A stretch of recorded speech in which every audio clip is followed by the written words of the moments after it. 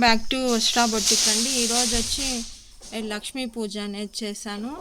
ఇది వచ్చి లక్ష్మీదేవి కింద వచ్చి మనము జొన్నల పేలాలు అనేది పోసాను. ఇది వచ్చి పాలు, ఇది వచ్చి చిట్టి గాజులు, అది వచ్చి మనకి గవ్వలు, లక్ష్మీ గవ్వలు, ఇది వచ్చి మనకి గోమతి చక్రాలు, వీటిని గోమతి చక్రాలు అంటారు. అది వచ్చి మనకి పసుపు కొమ్మలు, అది వచ్చి మళ్ళీ మనకి గవ్వలు అనేది వస్తుంది, లక్ష్మీ గవ్వలు అనేది వస్తుంది. ఇది వచ్చి పసుపు కుంకుమ, మనకి లక్ష్మీదేవికి ఇష్టమైనది రాళ్ళుప్పు. మళ్ళీ వచ్చి మనకి ధూపం వేసినాను, అక్కడ కర్పూరము, లవంగాలు, చెక్క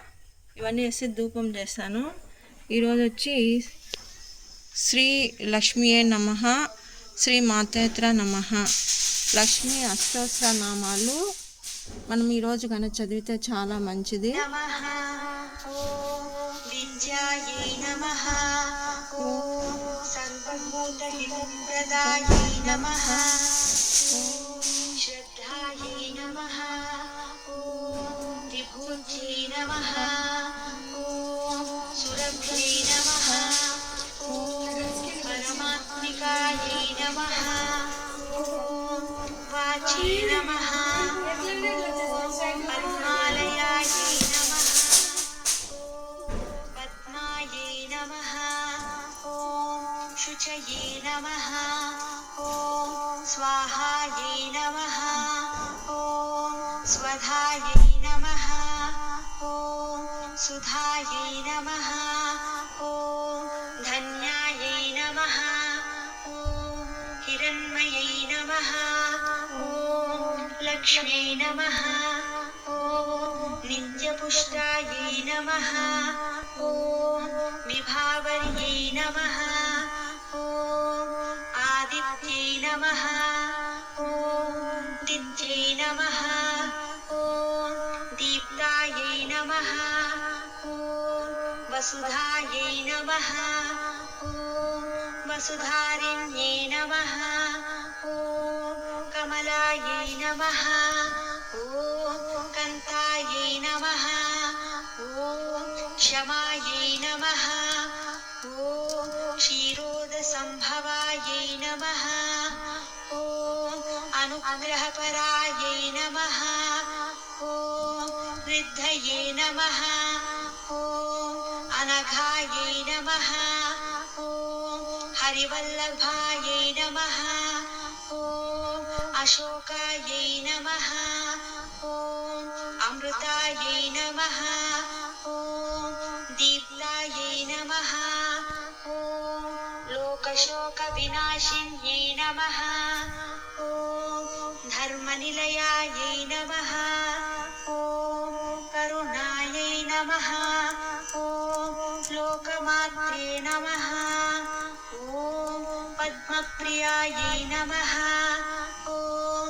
పద్మహస్తాయై నమః,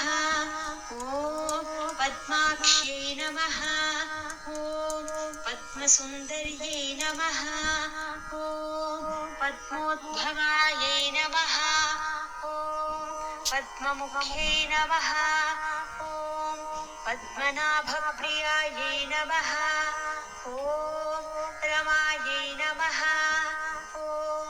పద్మమాలాధరాయై నమః, ఓం దేవ్యై నమః, ఓం పద్మిన్యై నమః,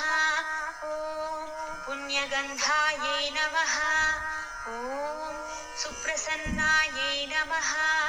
ఓం ప్రసాదాభిముఖ్యై నమః, ఓం ప్రభాయై నమః, ఓం చంద్రవదనాయై నమః, ఓం చంద్రాయై నమః, ఓం చంద్రసహోదర్యై నమః,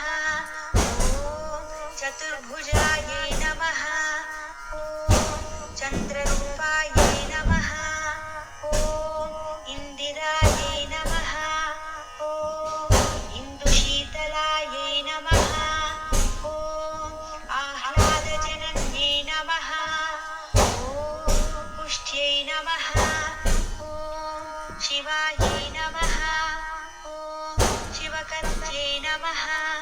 ఓం సత్యై నమః,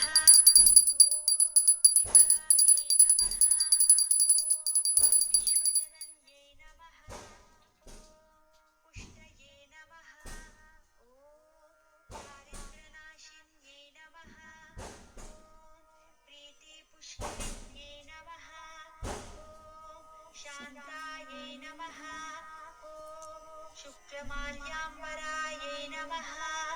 ॐ श्रियै नमः ॐ भास्कर्यै नमः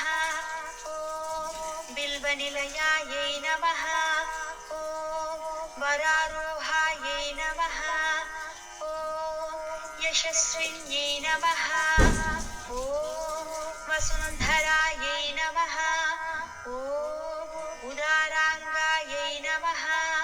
ॐ हरिण्यै नमः ॐ हेममालिन्यै नमः ॐ धनधान्यकर्यै नमः ॐ सिद्धये नमः ॐ स्त्रैणसौम्यायै नमः ॐ शुभप्रदायै नमः ॐ नृपवेश्मगतानन्दायै नमः ॐ वरलक्ष्म्यै नमः ॐ वसुप्रदायै नमः ॐ शुभायै नमः ॐ हिरण्यप्राकारायै नमः ॐ समुद्रतनयायै नमः ॐ जयायै नमः ॐ मङ्गलदेव्यै नमः ॐ विष्णुवक्षस्थल नमः ॐ स्थितायै नमः ॐ विष्णुपत्यै नमः ॐ प्रसन्नाक्ष्यै नमः ॐ नारायणसमाश्रितायै नमः ॐ दारिद्र्यध्वंसिन्यै नमः ॐ देव्यै नमः ॐ सर्वोपद्रववारिण्यै नमः ॐ नवदुर्गायै नमः ॐ महाकार्यै नमः ॐ ब्रह्मविष्णुशिवात्मिकायै नमः ॐ त्रिकालज्ञानसम्पन्नायै नमः ॐ भुवनेश्वर्यै नमः इति श्रीलक्ष्मीष्टोत्तरशतनामावळि समाप्तम्।